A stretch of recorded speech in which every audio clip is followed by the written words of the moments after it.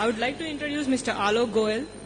Alok Goel is a partner at Helion Advisors. Alok focuses on enterprise technology investments. He serves on the board of LinguaNext and is also an independent director on the board of eClerx. Prior to Helion, Alok was the Chief Operating Officer of SAP India and had been associated with SAP since the year 2004 in various leadership roles in the United States and in India. Alok has completed his MBA from INSEAD, France, MS in Computer Science from University of Texas, Austin, and his BTech in Computer Science from IIT Delhi. I would like Alok Goel, please come on and please introduce Helion Ventures. Thank you so much. And I think a perfect stage has been set after Ravi and Sharda have so skillfully trashed all the VCs and the kind of terms they typically offer. Before I introduce Helion, there was one gentleman in the audience that asked a question, is there any book that can be helpful? And I'll confess that I'm relatively new to the business. And when I was joining, I asked for a book as well. And there's a book that somebody recommended to me. So for those of you who are, and I thought it was very helpful. The name of the book is Venture Deals. Be smarter than your lawyer and VC. I'm going to pull you into this thing. So we'll briefly introduce Helion. We have been around for 8 years, have raised 3 funds so far, total of $605 million that we manage currently. The last fund, which is the one that we are investing out of, it's a $255 million fund. We have offices in Bangalore and in Gurgaon. Approximately 50 portfolio companies. Since our first fund is just 8 years old, we are still, in the process of exiting our first fund. Our, most known exit is Make My Trip. In fact, some of the investor pitches talked about Red Bus. We were part of that as well. So those are examples of companies that we have been associated with. We invest across a pretty broad range in terms of size.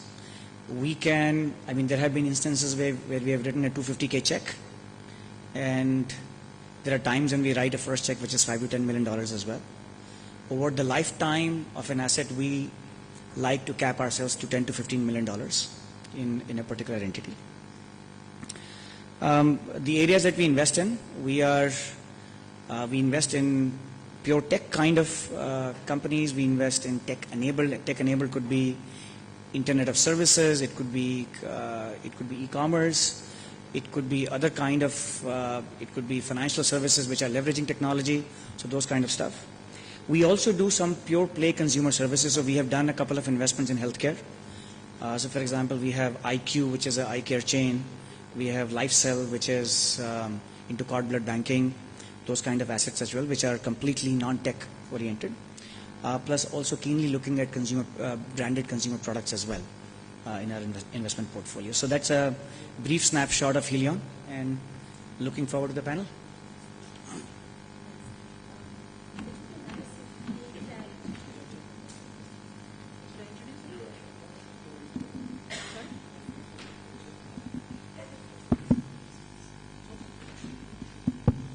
Hi, my name is Sampad. I'm the co-founder and CEO of a company called InstaMojo, instamojo.com. We're in the space where we're helping individuals and businesses sell online and collect payments as easily as sharing a link.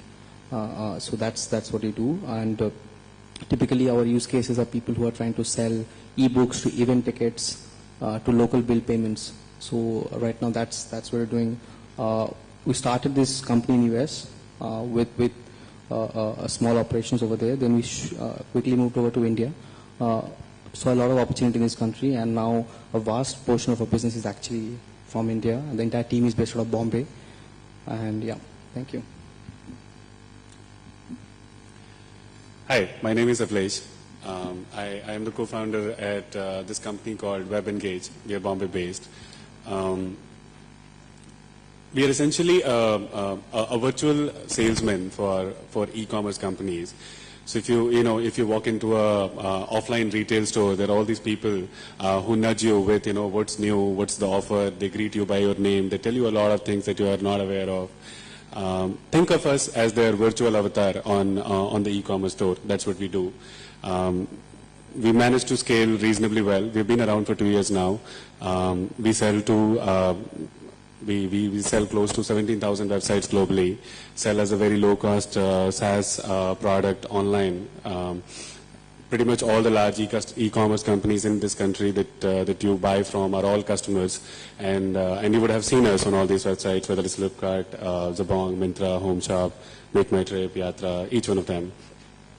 We've raised 2 small rounds of funding.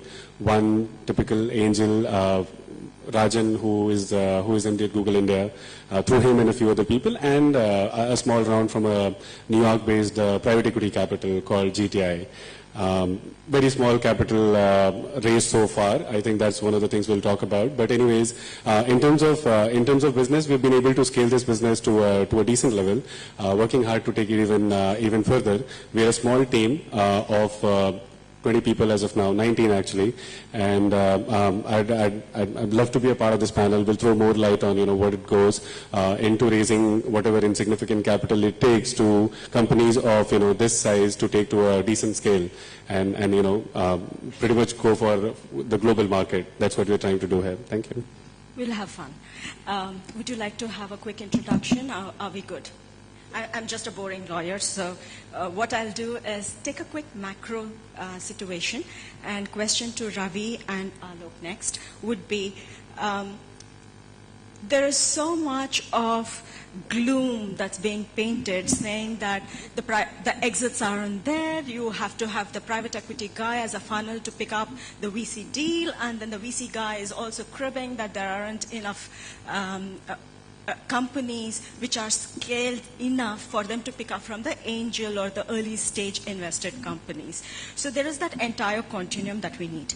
And there is also a discussion that says, you should have at least a 20:1 ratio, which means 20 early stage invested companies for one VC, angel Series A deal to happen. Given this, I also hear from the late stage guys saying there aren't enough exits, which also means there is an impact for the early stage investors. And India is seeing a lot of action in early stage. Last year itself, it was 150 deals, like some blogs reported. I wish there was better metrics to do that. But there are a lot of early stage deals happening. Given this continuum, and the talk about exits, and India up for elections, we still don't know. What is your gut feel of the impact on early stage investments in India? You want me to take a crack first? No, you threw everything in there into that question, including the elections. If the elections are not favorable, we could all be in, forget about exits. We might all be exiting for different lands soon. Who knows? Anyway, aside, I'm not in the business of predicting the elections for sure, so I have no idea what will happen there. But it's just a factual statement, right, to say there are very few exits. We can count them on one hand, either through M&A or through IPO, right? There was only 2 real routes for exits. So we've seen lots of roll-up type deals, some in the e-com space where portfolios are being cleaned up and all that. Those aren't really exits, right? They're more roll-ups to clean up the portfolio, to take 2 tottering companies and make one bigger tottering company, or to take a tottering company and fold it into a bigger, more powerful, more viable company, right? So that's happened a lot in 2013.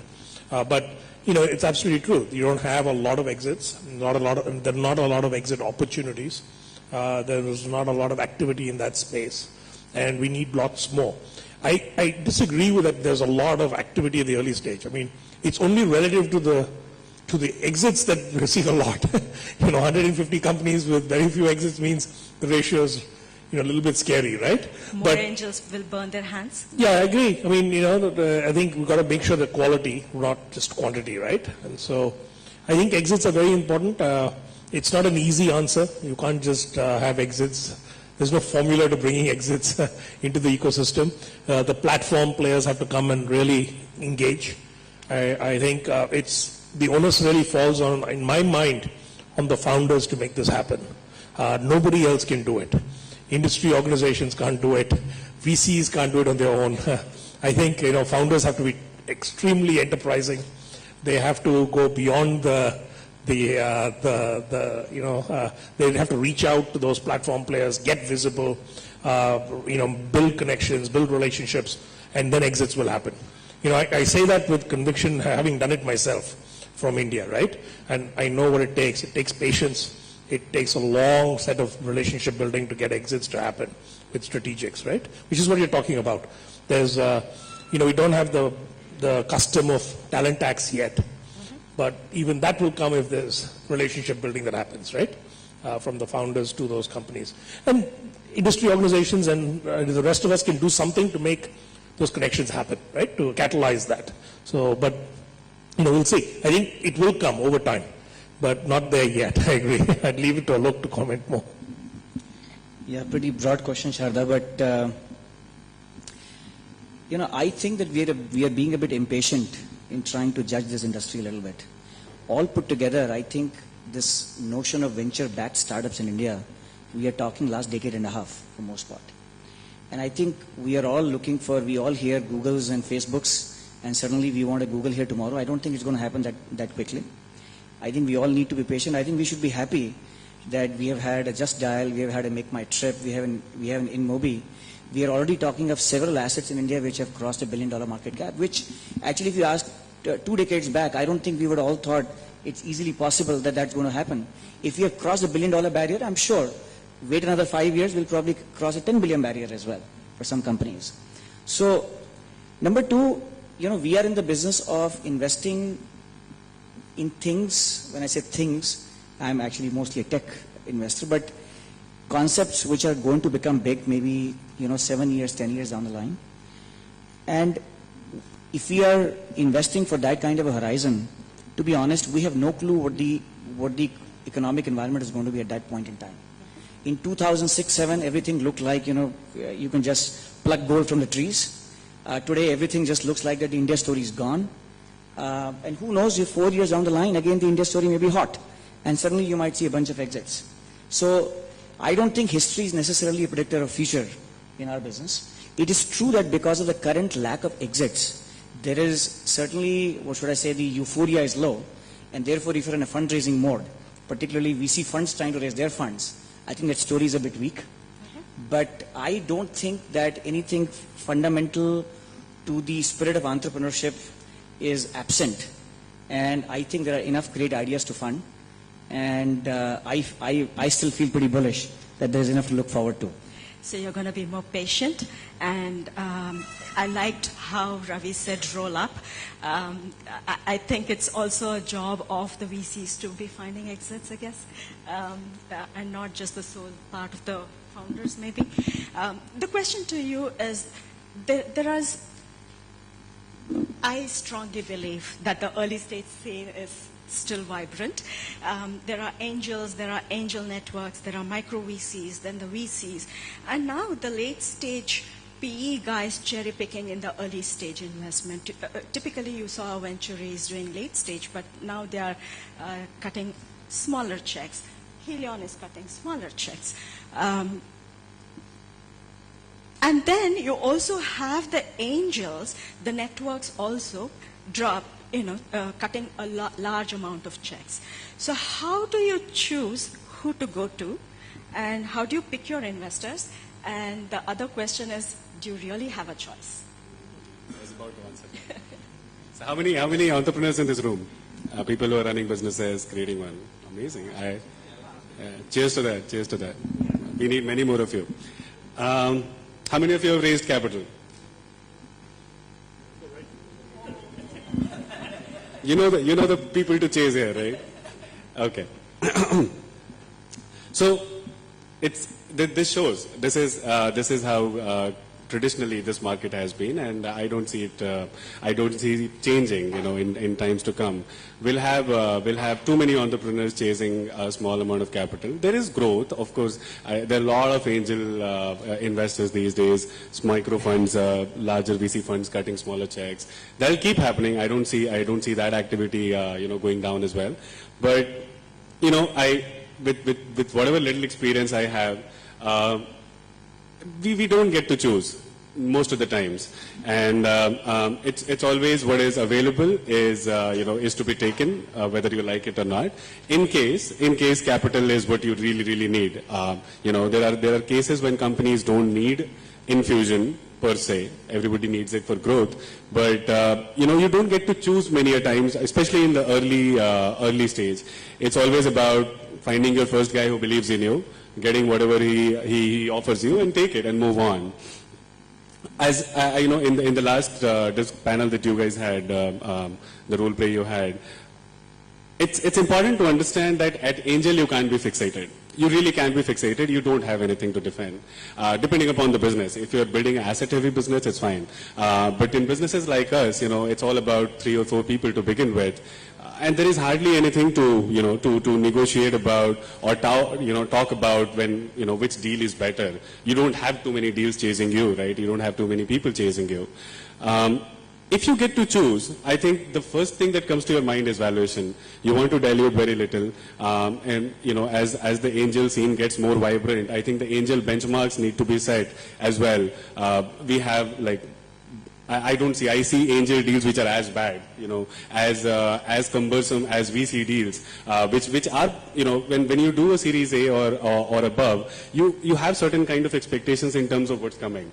At Angel, it needs to ease out a bit, as opposed to, what the scene here is today. Even Angel deals are very, very cumbersome to close. A lot of paperwork, a lot of trust of deficit. All that needs to change, and it needs to become far more favorable for founders. A Series A be balanced, I understand. A Series A has to be slightly in the favor of the founder, as long as you believe in the idea. That is yet to happen. I don't think that has happened yet. Primarily because in India, you're so capital efficient, you don't need a lot of money to begin with. So it's little capital, but just too much of control that most people would want to have, especially with larger groups that you want to close deal with, consortium kind deals. Those need to reason out. We need to set some sort of a benchmark. I don't know where the mythical 26% comes in the Series A's, but there is no mythical 10% in Angels yet, or 15% in Angel yet. That needs to come in. That really needs to come in. A lot needs to happen there. Now, again, in our case, we had a few options. We chose the one with the best valuation. I didn't have anything to choose from. We chose the one who was willing to give us the best valuation. At Angel, you need a lot of hand-holding. You need smart capital, so as to say, wherein you need to be aware of things that you should not do, as opposed to what you should do. You need a partner, who kind of helps you with that. Lucky to have Rajan on board. I think it's the same for Sampath as well. He's one of those guys who really works with you, in those early days and takes you further along. If you get to choose from, who to find, people like that really are helpful. So that pretty much sums it up. Yeah. It's nice that you said the terms are kind of blurring across the continuum in the early stage. Sampath, you've raised from 500 startups, which is more founder-friendly, like Avlesh puts in. What's been your experience? How did you get to choose, or did you have a choice? I've been very fortunate on the raising money. A little bit of past, we started the company in India, and we got in touch with Ravi as well. We had a different kind of a predicament, and we decided let's flip it over. I think next question will be on that. So we flipped the company to US. Flipping the company in the US becomes slightly easier in the sense of raising money, because doing deals at a seed stage with Bay Area investors are slightly easier. And we took the opportunity at full scale, So what we did was, in the last 1.5 years, we raised money 3 times, from a 10 lakh rupee check to $500,000 check. And the idea was not to dilute a lot more, but have key people in the team. Rajan being one of the early guys who kind of had a lot of faith when we didn't have the product, it was an idea. Coming back to the question, 500 startup has been amazing. Because of that, when we were, I was coming back from the Bay Area to India, and I was talking to a lot of angels, we closed investors, about 12 of them, across US, India, and Europe. And all of that happened in flat, 25 days. We did convertible note. It was very easy. One of the trend I saw was few of the investors who were from India, who was giving me a bad valuation, so as to say, while I was an Indian company, gave the similar Silicon Valley valuation after I came back. I still find it difficult why. I do now have a great rapport with them. I go back and ask the same question, and they're like, I don't know. I say, exactly, like for a founder, like even I am trying to grapple the same idea, like what changed? I haven't changed. My model is the same. My traction was like 1000x in like 3 months. So, yes, it was easier. I'm still trying to understand why those consequences. Now, when I'm going for the next round, I'm actually seeing a varied level of differences. Like when I say, okay, where is your company? Like where do I route my money? Is it from Mauritius or is it from US? The conversations are very different. So I've been very fortunate and lucky so far on the fundraising part, right? So. Let me pick on that one. It's kind of becoming a trend to flip companies over. And I see most VCs ask the startups to become a Singapore entity, to become a US entity.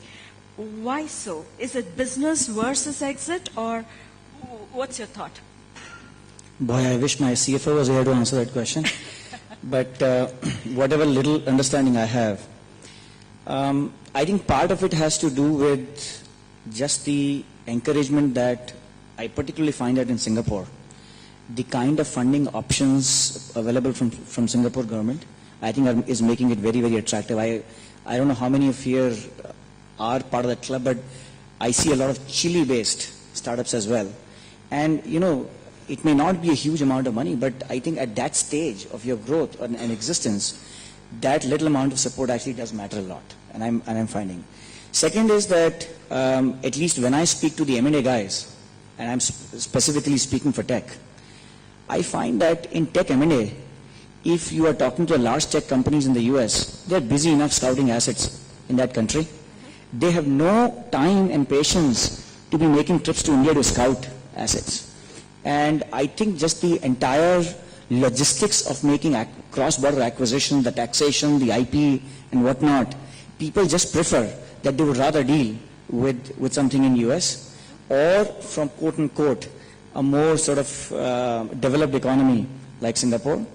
Last, which I don't have that much sense of, but I think the new Company Act or company law is scaring both directors as well as many other people in terms of what kind of liabilities they're signing up for.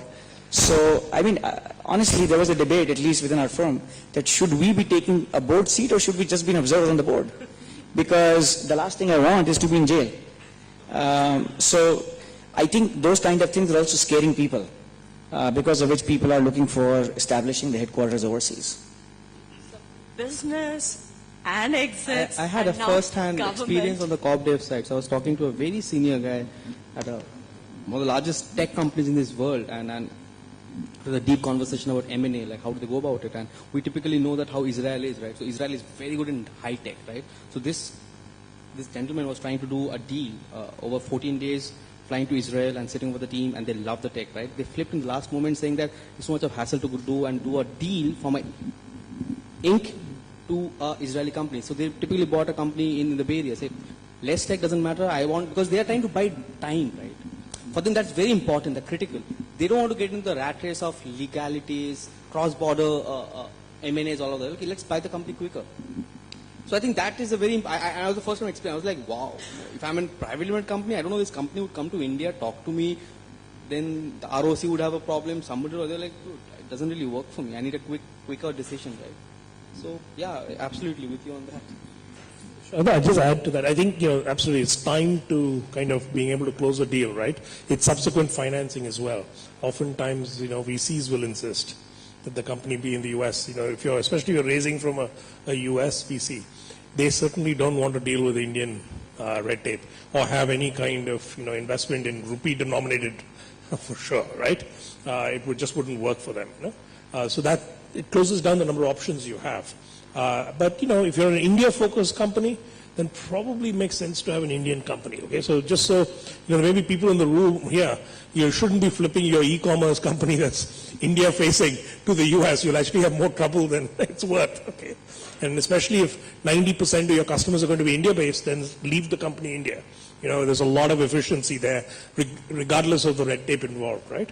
I think I just wanted to address Avalesh's earlier point of this whole thing about angel deals and everything. I think the big problem, and to your point, as Sampath, why that same angel suddenly is willing to pay a higher price for the same company 3 months on or whatever. Yeah, it's a little bit of there's an abnormality there, right? It's mostly because of perception of the exit, right? Most of the angels that have exited in India have exited to VCs in subsequent rounds, okay? And that's not truly the kind of exit you're hoping for, right? It's because it's just another investor coming in at a slight X. It's not the high premium necessarily, right? But they're taking their 2X or 3X return and exiting. If they feel it's US funded and the company's now in the UX context, the same angel is willing to pay a higher price because he thinks the chance of exit is higher. that's all. That's the only explanation I have, right, for that. And I think this is part of the problem. It comes down to liquidity of the investment, right?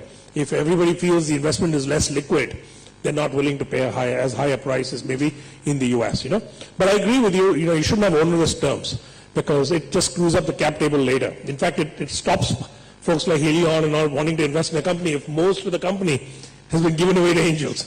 It just makes it impossible to get the next round, right? At some point, Can I add to that? I'm tempted to. Sorry. So I actually do believe that angel funding does add a ton of value. And, I just think we don't have enough Ravi Guru Rajas in India. And I mean it in the right sense. I do think that we need a lot more supply of people like him to mentor, guide. I see a classical VC with the fund sizes they have. They may sometimes be writing small checks. But for large part, that is not what they can do day in, day out. Right? There will be exceptions, but that's not sort of where they classically come in. And I do think that, someone like Ravi Rajan that you mentioned, we need a lot more of it. I do think that you should be careful on how many people you take that money from, though, in a single round. What tends to happen is that if you take money from a lot of people, when you go for your Series A, and especially if some of this is institutional money, where people are putting it with the intent of taking an option value that they'll think about in Series A, it's usually not seen very positively when some of them are actually not continuing forward. And it's a double-edged sword, actually, and both going against you, that if they want to continue, then there's no space for a new investor. If they don't want to continue forward, the other investor, because look, frankly, none of us know anything about what you're doing. We're all trying to make guesses after 4 meetings. So the question they're asking is, gee, this guy looks like a smart guy, but he's not investing. Maybe there is something wrong here. And that kind of sort of vicious cycle begins to settle in the mind as well. So people who bombard their cap table with too many early stage investors actually have a very difficult time in Series A. Is that?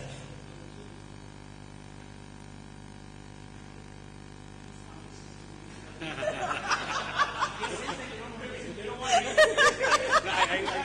like the idea so much. More than the role play, I like the idea. I'm going to follow it anyway. No, I've almost forgotten what point I was going to make. No, but I'd say, the key is, it's a hard situation. Like Avani said, hey, I have to take what deal I'm finally offered, right?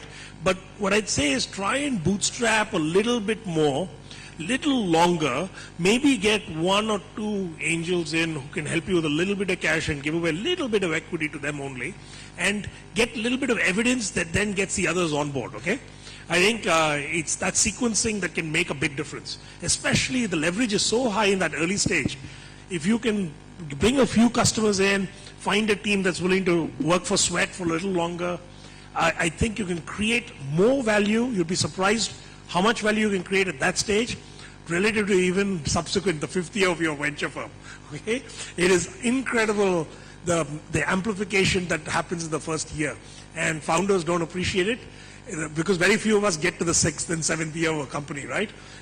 And then you look back at how much equity you gave away in every year of the company, and you'll see you gave away the most in the first year when, quote unquote, you were the most stupid or the most desperate or whatever.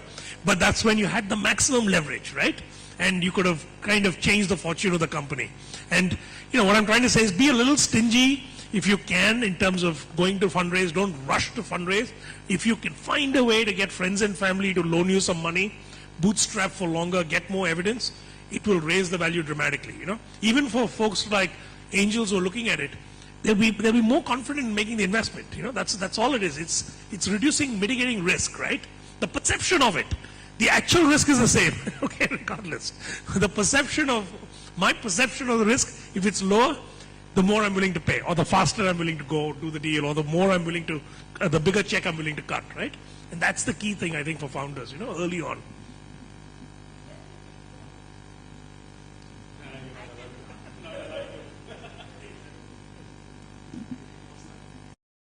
Okay, let me pick you on that one, Ravi. And I think I'll go across all of you. There is that classic conundrum that every founder finds. When do I raise and how much do I raise? If I need the money now, but in 6 to 9 months from now on, I will be doing XYZ, which kind of increases my valuation. And if I did that, if I took money after 6 months, then I dilute lesser. Versus if I took the money now, maybe I need to dilute more. So, but I need the money now. So this is a classic conundrum that people face. What I get to hear from investors is, take the money when it's available. What I get to hear from the founders is, I am able to see what will come after 6 to 9 months, and nobody else gets that context because I'm running this business. Let me take the opinion of the founders and then see what's the advice that the investors would give. Yeah? It does. Yeah, I think very standard dilemma. We face it all the time. In fact, I'm facing it right now as we speak. In India, I think we have a very standard problem here. I'm sorry, I'm digressing. The problem is we have very few companies who actually go from their seed to Series A. Somebody said, I read it on a blog some time back. Seed is all hope. Series A is some metric plus hope. Series B and onwards is all metric. There's no hope. Either it becomes hopeless or there's metric. The issue here always is how we conventionally have looked at valuing our companies. We tend to like very few, and again, I'll take a counter views from both of the investors here. There are very few companies that you end up liking, and that shows in how many people who go from their seed to Series A's or higher up. It shows in those numbers. Despite the fact that there are very few of them that you really, really like, we are very edgy, very, very edgy on how we value those companies. In most cases, where the valuations are in a non-asset company again, in an IP-driven company, in a tech company, it's a function of a lot of things, right? You need to look at a company in terms of what is the growth potential it has, whether it has completely unlocked everything that it had to, or there is still some potential left. You need to look at it from that perspective before you come to a certain valuation of that company. In India, historically, we have always looked at revenue multiples. I'm now talking B2B companies, right? So I'm nobody to talk about consumer plays here. But B2B companies, we look at revenues and we tell you this is your valuation, irrespective of what else you have to achieve, in days to come. You may buy into the idea, but you would not value it as such. Now, the problem with that approach is, while there's nothing fundamentally wrong, right? Like it's absolutely fine. The issue with that approach is, the only metric you as a founder are left with is your revenue number. If you had to eye a better valuation, if you had to, keep your dilution less and still manage to get some growth capital, which essentially means, let me grow my revenues. For how long? If you keep at it, you'll keep growing your revenues. There's nothing stopping you. You'll keep growing organically and get to a certain number. The dilemma of when to raise versus how much, all these questions are linked, intensifies when you try to do it in India. The valuations are far more forward-looking in the West. They take a lot of things into account when they give you valuation. And again, hot deals are kind of an exception. Outliers will happen. Let's not talk about those. The usual deals, the way we look at valuations are very defined in terms of how we look at certain numbers. That intensifies the problem because all the only metric I'm looking at when I'm trying to better my valuation is my revenue. Nothing else. Because nothing else seems to matter. Again, as I said, I'll take a counter view, but nothing else seems to matter. And that essentially means that, if I had to choose when to raise, it always boils down to the fact that, the painkiller versus vitamin question. Whether I'm dying without capital or whether capital is nice to have so that I can grow 10x, 20x of where I am right now. If it's if you're dying, you don't have a choice. Go raise whatever is available, right? Like, it's as simple as that. If it's something that will help you with growth and you're not dying without capital, it's very difficult to raise money in India. Very difficult to raise money on a growth stage wherein the valuations are always fixated by your revenue multiples. That's how our experience has been all this while. We continue to grow at a very decent pace. Very little infusion of capital that has happened in the company, and the growth has been organic. I know it can be far more faster. Again, I know it's all gut feel, right? Like, I think I'll be someplace in 12 months. Is how we think we will. Do we really know it? No. I mean, I wish people knew. But the dilemma here is far more bigger as opposed to how it is, especially in the West. I wouldn't talk for other markets, but it's far more bigger.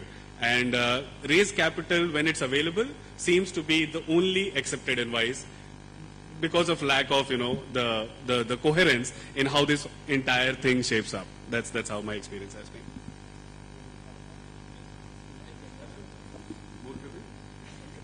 No, I'll keep it short. So well, Abhilash actually goes for the B2B market. Let me kind of put my point of view on this. I think I'm audible. I'm looking at the consumer point of view. So let me represent the consumer internet space over here. So for me, I raise money for 18 months. I want to reach from A to B. I need money for 18 months. Typically 15 months goes into basically building the hypothesis that why I raise the money, and 3 months into fundraising, which is like full-time activity in each way. So at this stage of standing, I will only raise whatever makes sense for me for the next 18 months. Because any which is in a space that we are in, so ideas keep forming, your priorities keep shifting, right? And the hardest struggle for any consumer company is there's so many numbers driving around which makes sense. And at the end of the day, I need to build a business in a focused approach. I cannot build 10 businesses. It has to be one product, one value proposition, right? So for me, the simple answer is 18 months. That's it. You raise money for 18 months, make sense out of it. The best part is, since you know that you want to raise say 1 crore or 10 crore, whatever it is, for 18 months, you're kind of fixated on that number, and then go and basically talk to your angel, VC, whoever it is, say, you know what, this is what I feel, this is how I'm going to deploy the cash, as Ravi said, 24 months. And trust me, I think the angel, the investors of the story, they would appreciate that, but this guy is serious, he knows his job, and he knows how to deploy the capital. He's not just pulling out of his ear saying, "Mujhe itna chahiye," and I think that's how we go about it. 18 months is what I feel on my mind. So I'll share with you my experience in my last thing, right? I didn't raise from Indian investors. I ended up raising from US investors. But I started my the last company, VM Logics, in 2004. I raised, because I had worked earlier with somebody. They were willing to put $1 million into a seed on a paper plan, which is, I was very fortunate, right? In the Indian context, that is almost non-existent, in terms of a paper plan. Maybe K. Ganesh will get it or even more, but unlikely for most Indian entrepreneurs to get that, right? So, but that's not atypical in the US for somebody who's done something before. $1 million seed round on even a paper plan. It's not like, you need to go and find the legendary deals or anything. That's happening on a daily basis in Silicon Valley, okay? So, I just put myself in that context and went and raised from somebody there. But I've used funding as kind of a signaling thing as well, right? So, in 2006, January, we were approached by VMware in an acquisition kind of thing. And, they basically started to do due diligence. And, as with any of these big companies trying to do due diligence, it can go on for a few months, right? And I needed to have an alternative. So even though I had, $650,000 still in the bank from the 1 million 2 years in, right? We were very lean, mean. It's almost, when you get $1 million, you can't spend it. And now looking back, I should have raised less because I wasn't that efficient with the cash. It was just sitting in the ICICI bank earning interest. I was paying tax on the interest, even though we weren't using it. But it was good buffer to have. But then I went out and raised another round, a Series A, because I needed to signal to VMware, right, that I'm here to stay. And, we went out and we raised $3.5 million from Bain, and we had other term sheets too, right? Because they knew at that point, right, that we were out there raising, and that raised their urgency level. So you can use fundraising as a signaling and a weapon, because in an enterprise software, which is what I was in, 4 million is nothing, okay? It's nothing because product doesn't even hit the market for 24 months sometimes. First POCs are happening at 18 months. First checks, revenue checks are coming in at 36 months sometimes, It is a long cycle, right? So, 4 million in the bank is actually not that much. And we needed that. And as it turned out, I was very lucky because the day my deal with VMware fell apart, they called me and said they're buying my competitor. I closed my round. If you look at it today, May 15th or whatever, 2006, both are announced together in the press releases, right? And I didn't have any control over one situation. But I was damn lucky because, if I tried to raise in June, the market may have been closed because now VMware had my competitor, they're building similar product. Are they going to raise? Now, others can say, hey, that might have raised your valuation too, because now it's validated that you're in the right space, But it's a chance you take, right? So as a founder, you get as much money as you can because it's your ammo in some sense. But you want to get it at the right terms. You don't want to kind of, really dilute yourself too much. But, more money faster is better than less money for more equity, right? And that's a plain and simple truth. But, I think most founders just have to take it from where they can get it from, who's willing to offer it to them, And look for places, I've heard of deals in Bangalore, Series A, that happened where the company is just bootstrapped a little bit, $8 million funding on a $24 million valuation post. Series A, never even heard of this, right? It just like, boom, the company's name is Spire or something, and it just happened recently. I was amazed. I was looking at that, man, that's like richer than any VC has got a Series A check more recently for some such company like that, right? So stuff happens. If you just need to put yourself in the right circumstance, the right place, the right time, right? And you can get the deal. Don't forget, you're the only one. Don't worry about averages, everything. You're the one guy, you need to raise your deal. Don't worry about the rest of the world. That's it. Focus on yourself, right? In some sense. So I don't want to feel left out and feel compelled to make a comment as well. So few reactions to actually the comments that were already made. In general, if you begin to look for capital when you're dying without capital, chances are you will compromise yourself. That's just the way life works. It's not just about fundraising at this stage. If you're looking for a job when you don't have a job, it's the same phenomenon that sort of begins to play. And I think one needs to recognize that it does take time to do fundraisers. And while we all end up being overly bullish that I'll just go hit the market, everybody will be impressed with me, and things will happen overnight. That's not the way things usually turn out to be. And therefore, giving yourself time while you still have time, I think is just extremely important in this process. Number two is that whether to raise or not to raise, I think it's clearly a tricky question because it's very difficult to foresee sort of what's going to come down the line. If at all anybody knows what's going to come down the line, you know it better than the VCs know. At the end of the day, you are running the business.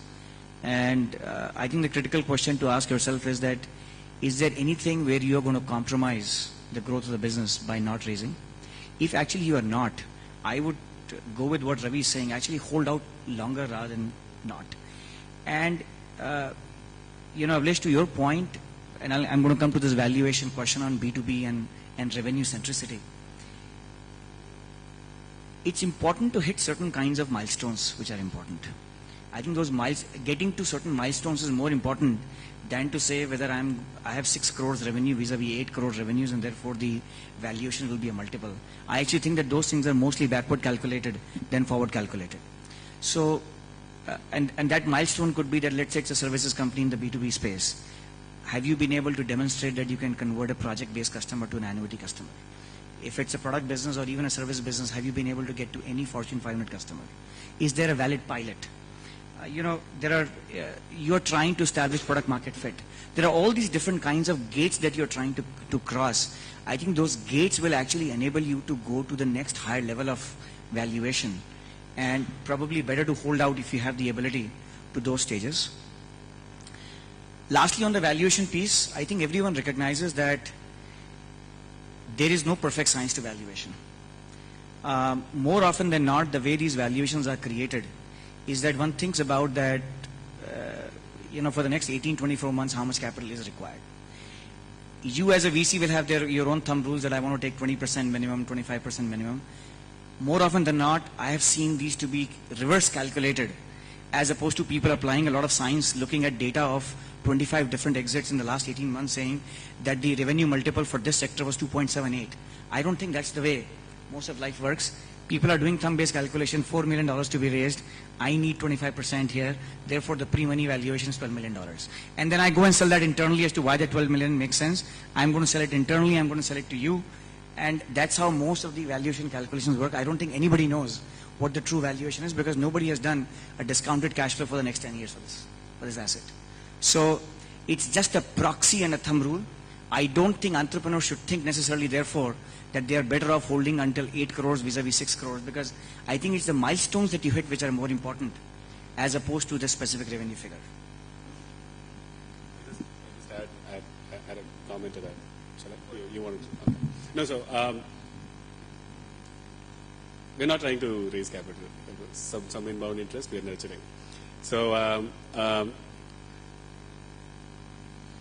Avnish, you have raised $500,000 so far, doing amazing. Everything looks all nice and rosy. Pretty much all everything that we wanted to achieve in the last 2 years, we've managed to. All of a sudden, why would you need so much more? You are capital efficient. Now, the reason why I raised small, I could have raised larger. We have a private equity investor on board. We could have raised a lot more than we did in our seed. We didn't need the money, right? Like, it was a lot of questions unanswered. We wanted to get to where we had to in terms of milestones we wanted to achieve. So we raised little. Our ambitions are bigger now. We have achieved a few things. We know we can do better, and you know, thinking a lot more bigger than we used to think a year and a half ago now. So now that also means the capital infusion that we are looking for is far more bigger than you know what it was in the last round, or what even people in the space, so-called, are raising at this point of time. The fact that I raised smaller is now going against me, because I'm being reminded of the fact that I've been capital efficient, so my raise should be small. And why is that being justified? Is because, you know, because my raise is always linked to my valuation, right? That's how it works. So there is certain amount of dilution expectation that I have, that investors have, prospective investors have. So my raise always gets linked to a certain amount of valuation, right? The math doesn't work out for me. What happens? I'm fighting this battle now. Grow it the way I'm growing, or just raise whatever is available to give it the push. Because if I don't give it the push, I'm trying to create a category here. Somebody eating my lunch is the last thing I want to happen. I just cannot see that happen. I used to be the employee number 1 at Burp, took that company's engineering to exit, and Zomato ate the lunch, you know, even before we could had our breakfast. So I know what wrong we did there, right? On several counts, trying to fix it here, but the problem is not able to fix it here. It's because of several other reasons, right? So it's that continuous dilemma. And this, despite the fact I'm trying to highlight here is, you don't get to see too many companies from their seed going to a Series A category, which you really believe in is something something happening out there. You spot a few. I say, why not take the plunge? Why haggle for that, like, small few millions here and there? So that's what more or less my problem has been, of how I have seen the whole thing evolve. But any which way. Now, there may be some solutions to the early stage one. I think in the US, this has got sorted out through the use of the convertible note. Okay? And I think the Indian culture there will change. I think there's actually efficiency both for the angel and the early stage founder. And it gives some level of flexibility with let's say a collar, a lower, cap on the valuation and an upper cap, right, on the valuation. I think typically if you're investing 1 crore, let's say 200,000, it could be a 20% discount with a floor of 1 million and a cap of 2 million or something. Might be fair to all and gives the founder a lot of reason to go out and build it up to 2 million, right? And actually, if you get to 2 million, hey, the angel's thrilled to be in that deal, okay? So it can align very well. The second point I'd like to make is, there's lots of other sources of funds as well. I think, as a founder, you have to look at the landscape strategically. So, for instance, when VMware bought my company, my competitor, right, I started to, enemy of my enemy is my friend, right? You got to use that theory. So, map out the whole landscape. I started talking to these guys at the University of Cambridge, right? And they were funded by a whole bunch of US VCs, Kleiner Perkins included. And they loved what we were doing, and they loved the fact that, VMware had passed on us, and, and they started to befriend us, and, they started to introduce us to their VCs, and that's like a direct shoe in to the partner level. If a portfolio CEO says, I like these guys' technology, could you take a look at them? That I think, VCs pay a lot of attention to, especially if they've already invested in that other company, right? It's the fastest way, even better than getting, a good friend of the VC, golfing friend to give you a referral. And, that's one way to think about how the landscape might work. And it works in other ways. So, for instance, those guys at the University of Cambridge, guess what? They got acquired by a company called Citrix, and guess where I ended up, right? At Citrix 3 years later. And, I even raised a OEM round from Citrix, which is on a revenue basis. So that's another way to raise money, which is find a way, somebody's distributing your product.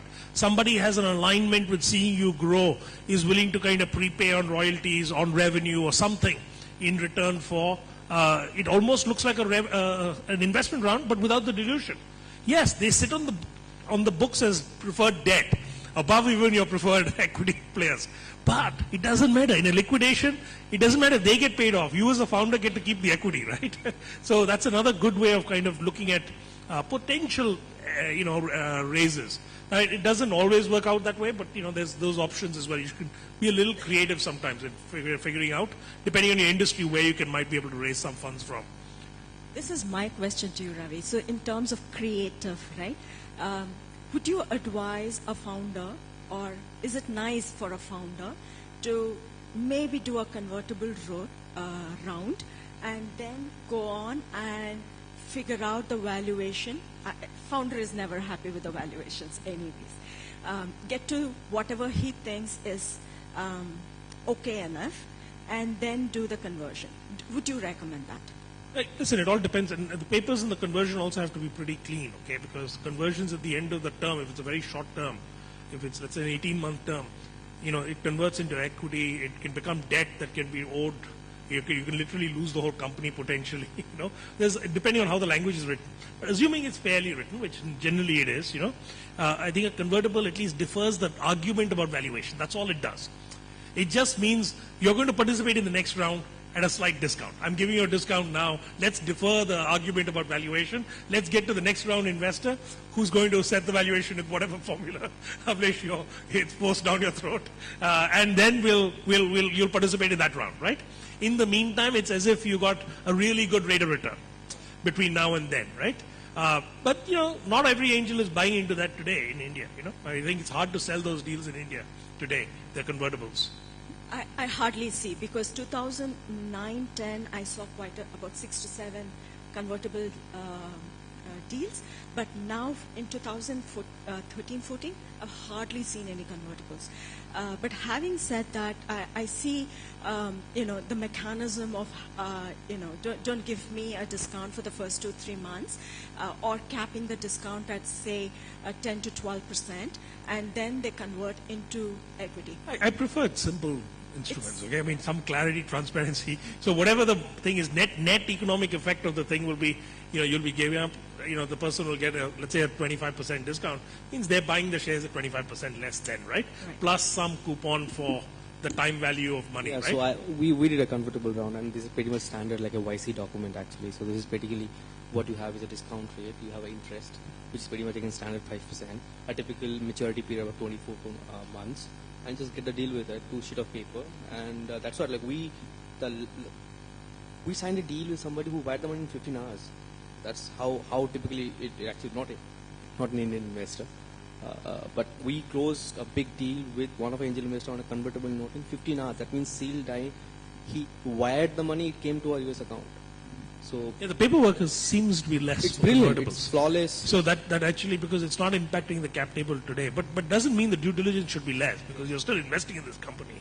For the investor's point of view, I say do the same due diligence because the money is, you're investing the same amount of money in the company. It's just that maybe the mechanics of it could be faster, right? It's a little smoother.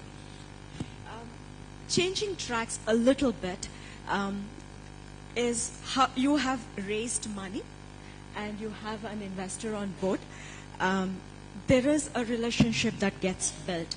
Now, a couple of couple of words that I would like to throw in. Relationship, trust, value add, interference, too many directors on the board, too many data being asked. All of this comes into picture. The starting point is getting the money. It's not the end point. It's the starting point.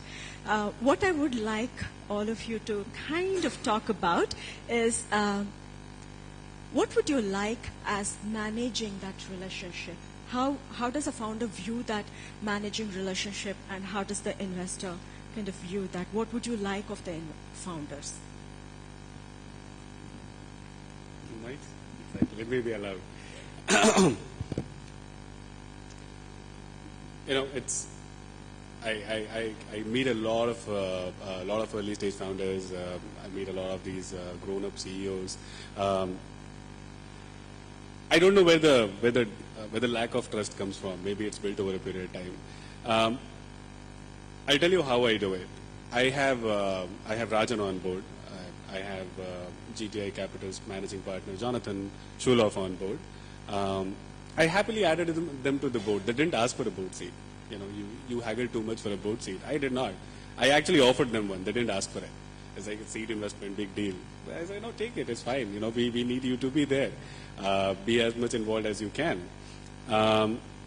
We don't have, Bloom Ventures, I don't know how many of you have heard of them. Pretty good people. I love them. We got them on board through a secondary purchase. So we exited some of the Iron Angels and we got these people in because they really, really like Karthik. He's one of the managing partners there. He doesn't have a board seat. In all the board meetings, which we do every 3 months for a company of this size and this scale, we do it, in fact, we do it midterm as well in some cases. I call for it all the time. And I make sure that Karthik is a part of that meeting as well. Why is that? It's relationship is what you build. And it's not about, it's not something that we think is a headache or it's something that is not to be done. It's actually the other way around, because for all practical purposes, somebody was telling, I think Rutvik, we are one of those shoulders to lean your head on and cry as well, right? You need to do that more often than not. You need to just say what went wrong where, and this is what we're trying to do. Investors have a certain way of looking at business. They're not operationally involved. So they'll come up with a perspective that is different than yours. Absolutely fine. It doesn't hurt to have more perspectives, right? I look at it very, very differently. The relationship that we have with all these people who are investors is to the extent that Karthik, it's a very small fund. It's not even 100 crore fund. He has no money left in his fund. And he says, whenever you do a Series A, I do pro rata. You need the money today, let me write you a convertible note. He does that. He pretty much tells it to me every day. He reminds me that I should raise and just move on with whatever capital he has available. How does that come? Where does that come from? It's not. We are one of 60 portfolio companies or 40 portfolio companies that he has. 70 portfolio companies. Yeah, the list is growing. But he'll lose count very soon. But it's the conviction that has been built over a period of time. It didn't come just out of nothing. It's not that this is the best business being built out of India. No, it's not. There's just so many out there. Many a times all these things we overlook. We tend to think that it's a headache and it's something that's better not done. And let me run the company at my own whims.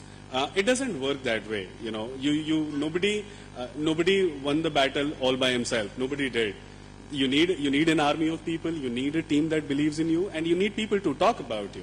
You need people to tell good things out there, right? So that more and more people hear about you and know what you're doing.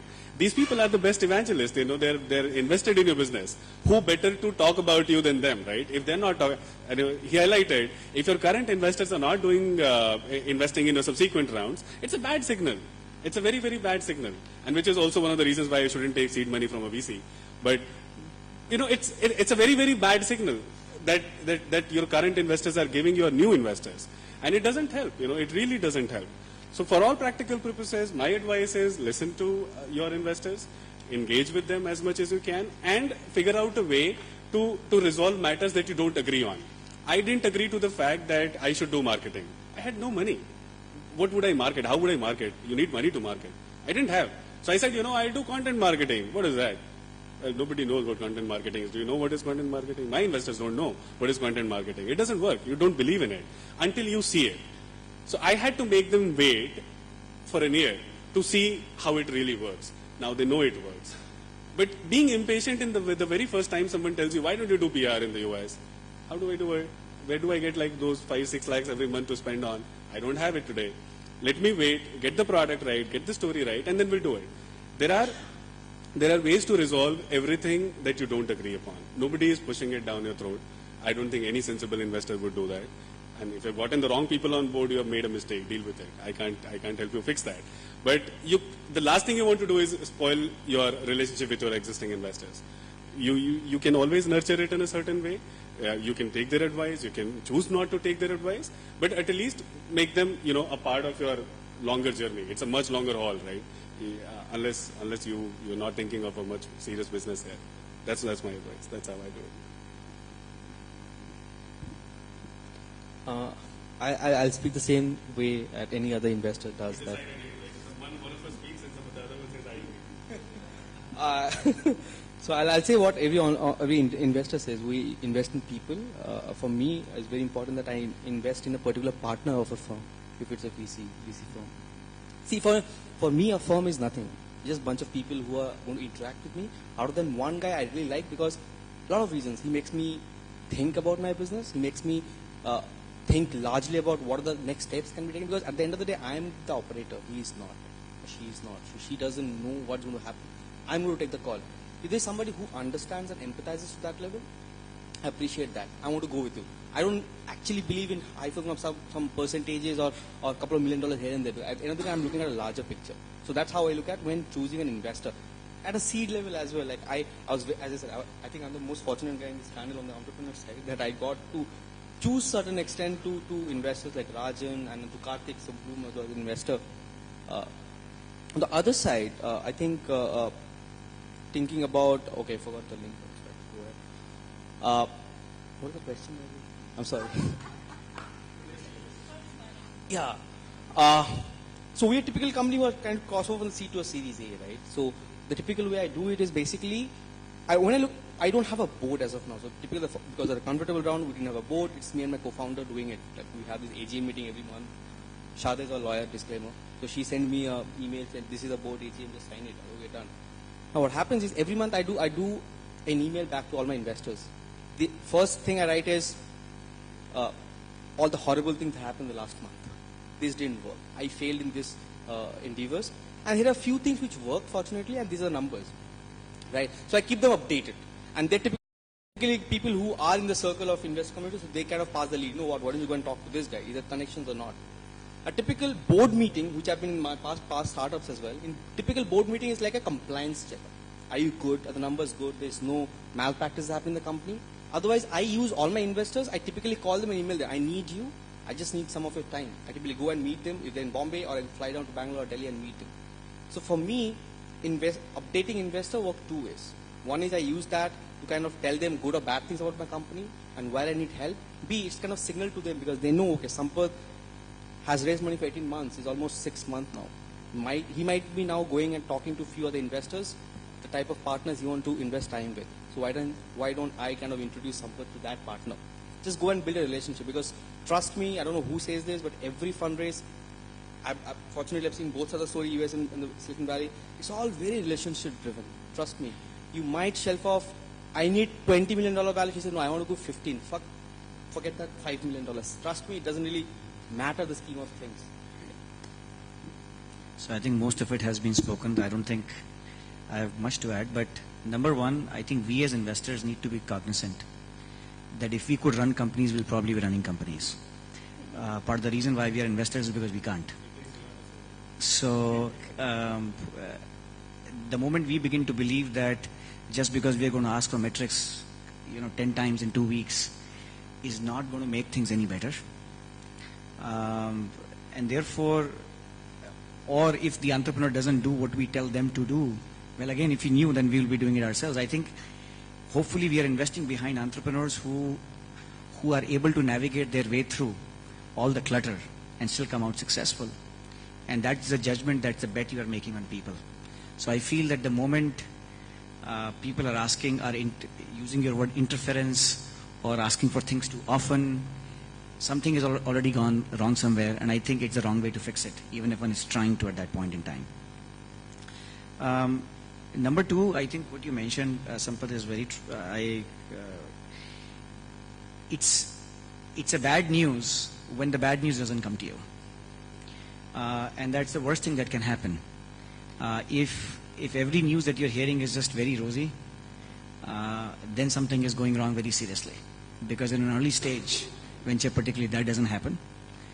The only reason to have board is to be able to bounce off things that may not be going well and figuring out different options and using them as a sounding board.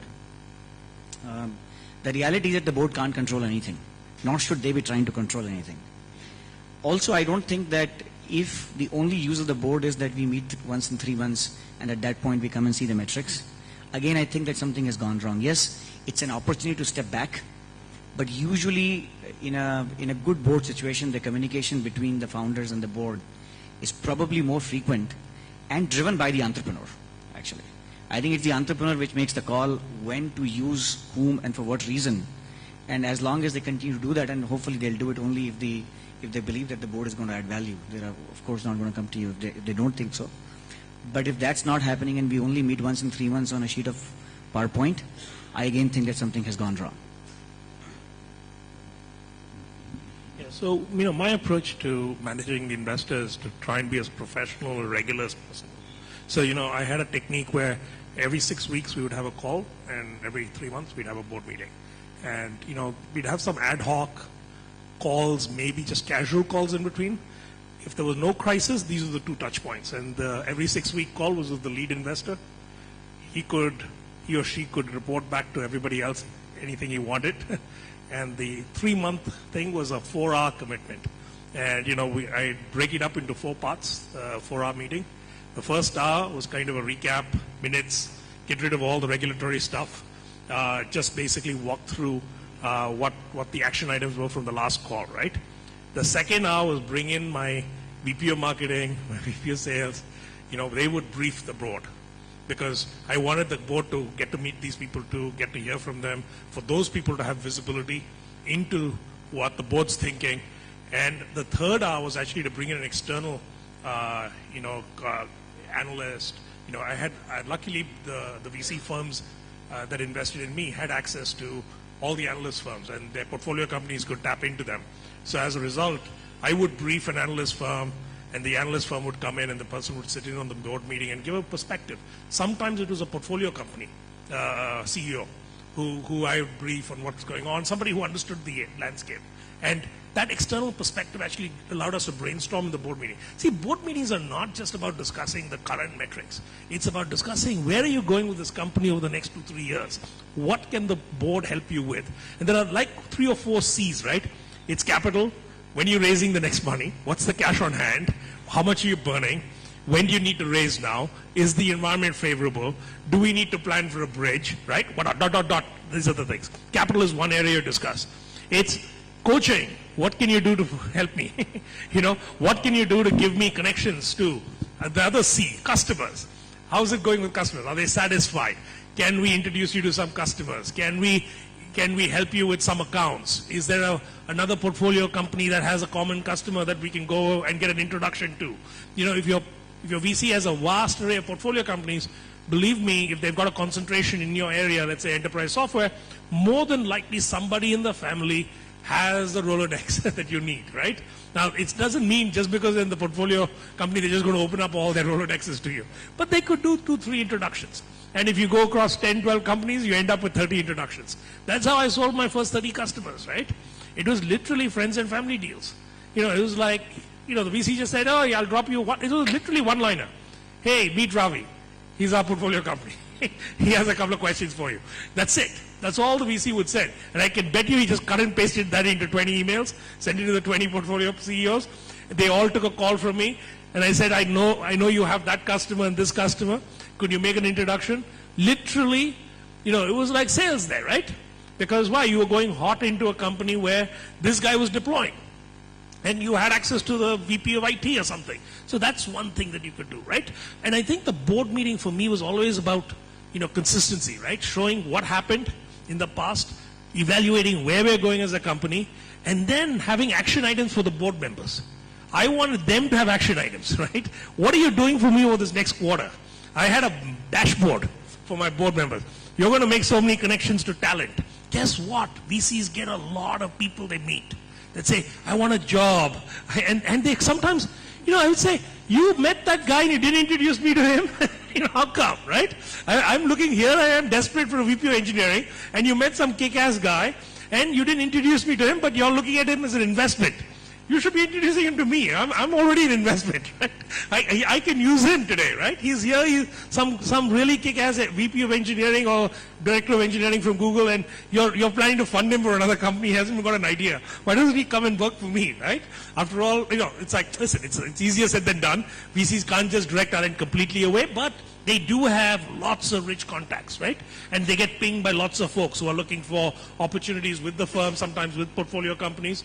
And, if you go and proactively ping them and say, I'm looking for these 3 things this quarter from you, and send them that report once a month. Have you done this? Have you done this? Have you done this? It's amazing how many things they'll do for you. It's even, speaking opportunities. Oftentimes the VC firm would send me all over the place to speaking opportunities because they'd get the ping. They say, okay, we don't want to go, but can you take this company, and then suddenly you get a kick-ass speaking opportunity, right? And because the VC firm had recommended you. But if you ask the firm, they'll do that. This is like, it actually comes down to managing your investor and extracting the most out of them, right? Without being, overwhelming. It's like, be efficient about it. So they can be efficient about it too. So it's like, there's a whole bunch of techniques. I have like 1,000 things, right, over the course of my career that I've done with investors, like this, to extract value out of them, right? In introductions, talent, further capital. They meet people. And, you actually want to brief people way before you need their money. So if you want to raise 2 years from now, you should be actually strategizing who are the people in this space, who are the people doing the B rounds, who should I be talking to now, who are the partners of those firms we should be cultivating, and start talking to them now with a soft introduction where you're absolutely not asking for money. And that then it becomes a lot easier when you actually need the money, right, from those folks. And, just to add to that, people like Rajan, it's amazing the kind of caliber they have. So on the investor side, early on, he came in when paper, as you said, pretty much that early stage, which is pivoting to an idea, came in that early. So we had no board meetings back then, phone calls, Sharda sends paper, we sign. So I told him, so he finds me one of these nights, 12 o'clock, Rajan is up there, right? Hey, on Gmail chat, what's happening? All good. When is the survey product launching? So there was a prior commitment, he knew a day. Rajan getting post. I was like, just let me sleep. It's 12 in the night, I want to go and sleep. So I just gave him some random date, a week later, without even thinking that, that's when we are launching. Exactly a week later, same time he pings me. Hey, why not launched yet? I say, yeah, 2 more days. I forgot about the prior conversation. I didn't even remember that there was a conversation. Having that, it's a great thing to be on your toes. He manages to do that with such a huge portfolio that he has. Kudos to him. I don't know how many investors of his kind we have, but how has it changed now? He wouldn't call. He would text, are you free now? Can I call? And that only happens when I want to talk to him. Investors really know. So the point I'm trying to highlight is they know when they want to get involved, and then they also know when they want to let you run the show the way you want to. So it's important to understand that. And I think if you're not getting there, something is amiss. You need to work on that. They want you to succeed. That's the reason they've invested in the very first place. Yeah, I tend to, want to have a little bit of an arm's length relationship with the investor, not because I don't want to get friendly with them, but I do want to be able to have a very, it's just like very, very professional engagement, right? And it's like very systematic. And then there's always a time to get personal too, right? There's no problem with that. But I think the business thing, I'd prefer to have, sense that I'm not answering emails in the middle of the night, and there's a point at which, unless there's some crisis or something opportunistic, right? That's different, So, Hey, guys, can we take some questions from the... Sure.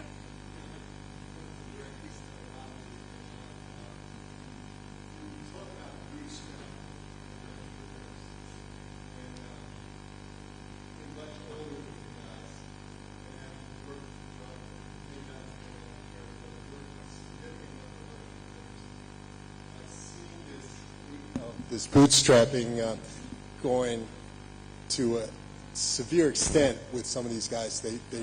And then they cannot take the capital. And I'm just wondering, am I just seeing that because just bad luck or wrong timing, or do you see that as well? I understand what you're saying. You don't want to get stuck on a bad valuation, but sometimes you keep the bootstrapping going, and then you go, well, I don't need to take the money. I don't need to take the money. And then you're stuck in the same place that you were 5 years before. And I just want to know. I think it's going to get worse.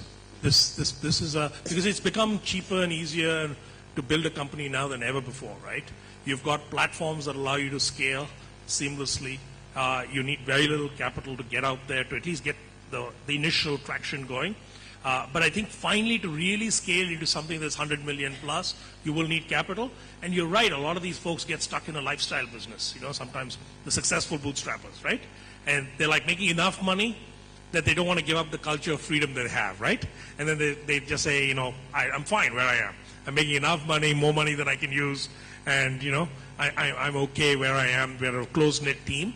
So but that's their choice, right? That's their prerogative as a bootstrapper. I think there's actually, a merit in doing that route too, as opposed to, spending a lot of time raising capital, going around, diluting and then being answerable to investors. It gives you a degree of freedom that you might not otherwise have, right? So I think, it's, you need a lot of, all these buckets need to be full in my mind, okay? I think bootstrapping is not something that's different than, very different than building a company with venture capital. But I think to really scale, I've very rarely seen a bootstrapper build a really huge company, right? Rare. It's, if you want to get past that, let's say $30, $40 million, level, you've got to raise capital. Because the amplification of that is much higher, right? It's very hard. They tend to make millions of dollars. And in the Indian context, millions of dollars goes a long way. And, it's actually easy to get there now. By easy, I mean it's possible. Whereas it wasn't possible even 5 years ago, right? Avnish, hi, I'm Yogesh. That's a question specific for you. Was Rajan your first investor? Yeah, first Right. angel investor. And how was the experience of reaching him now, first time when you had idea in your mind, and then you went to him, and because he's Anecdotal, it will take a lot of time. He reached out to us, and we closed in 2 hours. I can tell you the entire story outside. cool, we should But connect we on closed the with air. him in 2 hours, yeah. He's a great guy. He's a very different guy.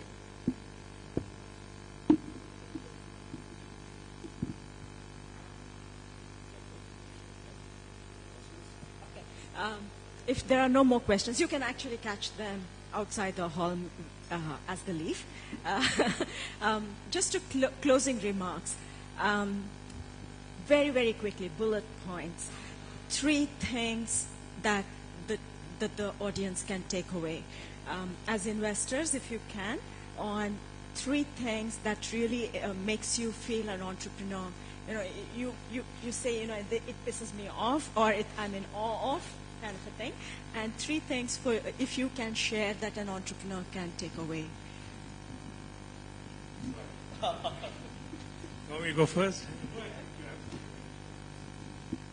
Okay, this is tough. I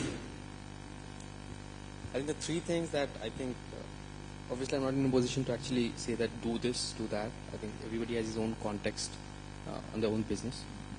I would say what I typically do, top 3 things that I would want to do is, I prioritize so I'm a product guy, so I'm an engineering product guy. So I prioritize my product level vision. Like I know where I'm leading to, right?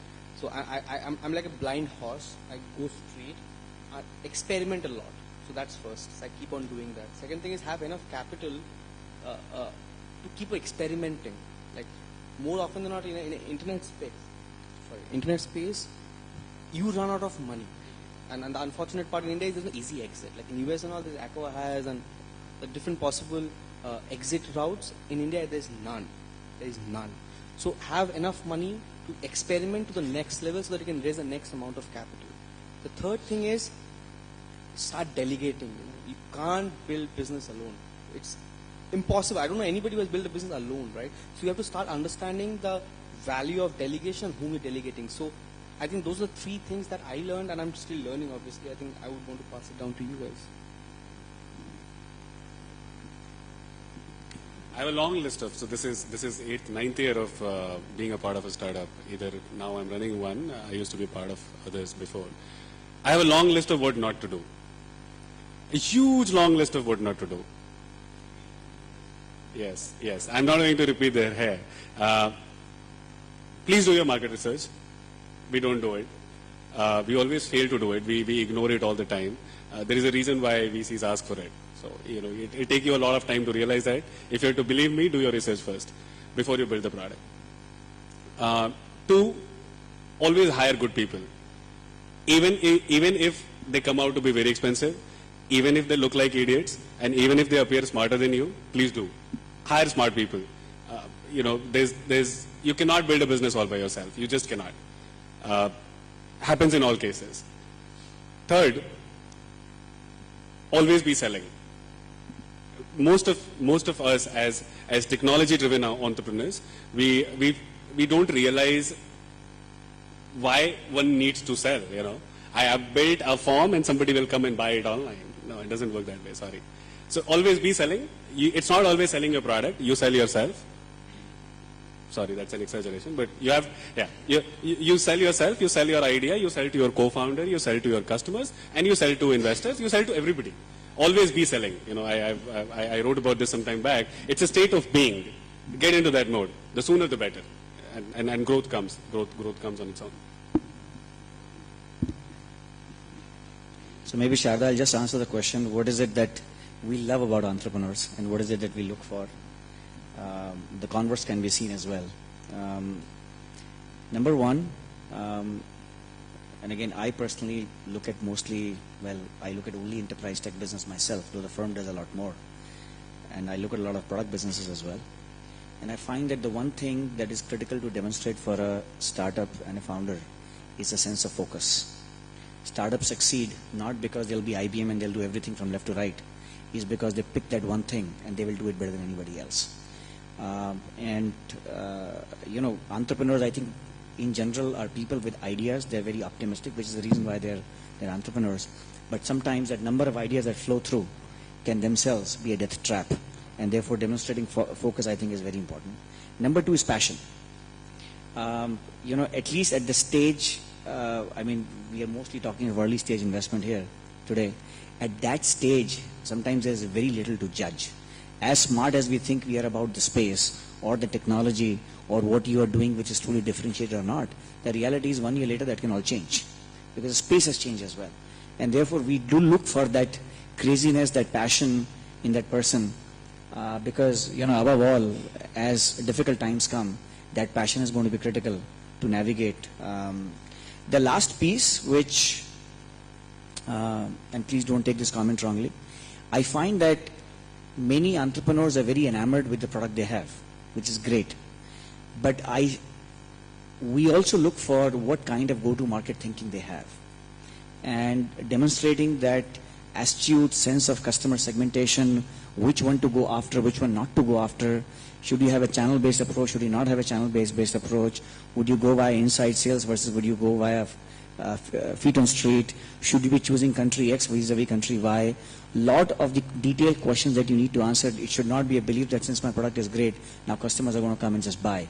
And demonstrating that detail orientation and thinking behind the go-to-market, I think, is going to be equally critical. So, I've made about 15 angel investments over the last 2 years, right? And going forward, I've decided that, after looking at kind of all the investments, what's worked, what hasn't, what's good and what isn't, right? I've decided that, I want to invest in folks who have a very deep customer experience focus, right?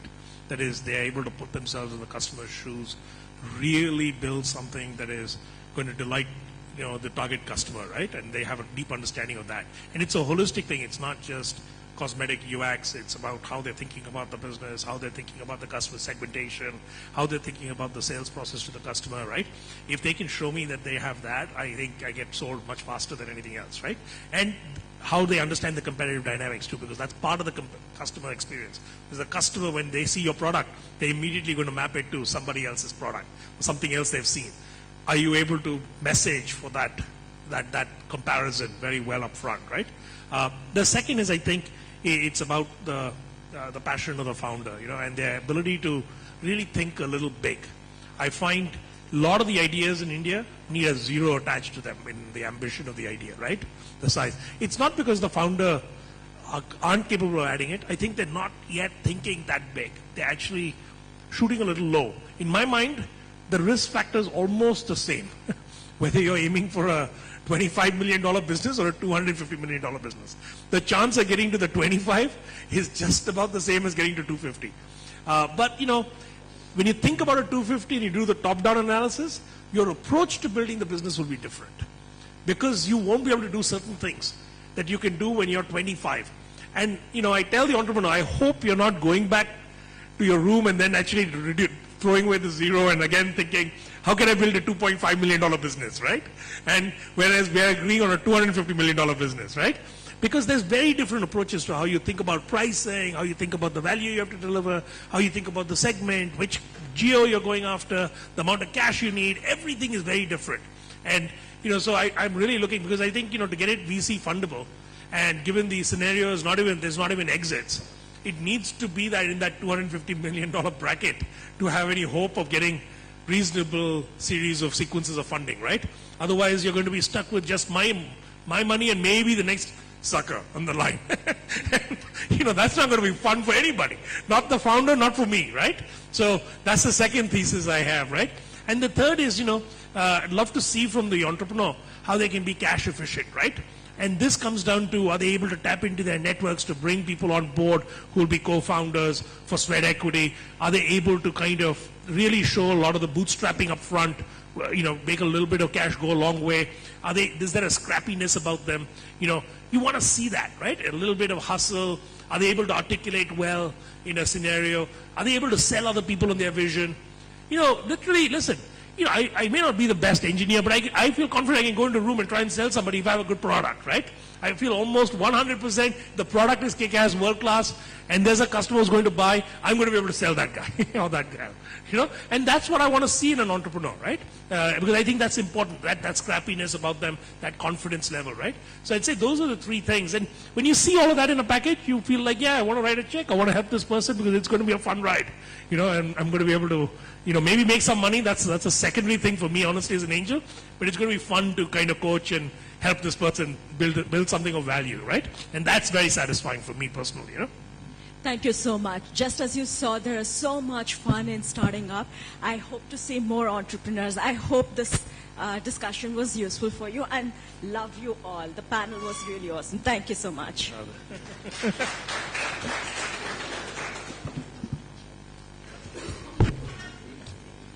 Thank you. Thank you, everyone. Thank you.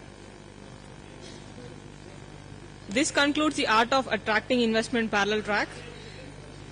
And now we can take a break and come back at 6:30 for the Apex Awards, which will kick off with a highly entertaining stand-up comedy.